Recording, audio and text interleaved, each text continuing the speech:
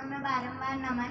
गुरुजी, मेरा प्रश्न ये है कि जब मम्मी चौका लगाती है या विहार कराने जाती है तो हम लोग उन्हें सपोर्ट करते हैं, पर कभी कभी कोई बोलता है कि मम्मी का है तो इनकी याद आ जाती है, तो ऐसे में पुण्य का आश्रय होगा या पाप का?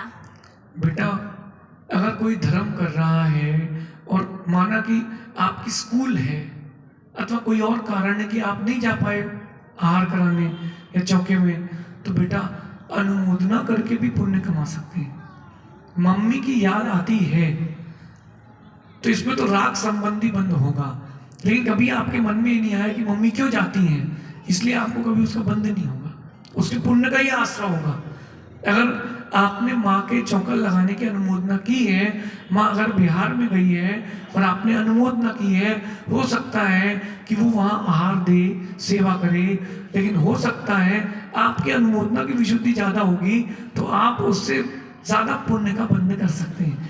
अभी दोपहर के स्वाध्याय में एक अपन विषय पढ़ रहे थे कि मुनिराज को आहार दिए वज्र जंग की पर्याय में भगवान ऋषभ देव की जीव ने, और वो आहार दे करके भोग भूमि गए, और जो सिंह नेवला आदि जीव थे वो वहां आहार की अनुमोदना कर करके भोग भूमि चले गए।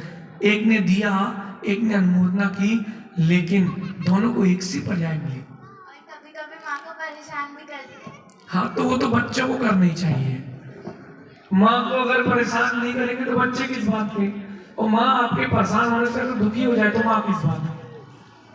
तो लेकिन इतना ध्यान रखना, परेशान तो करना, जान के भी करना, लेकिन दुखी नहीं करना।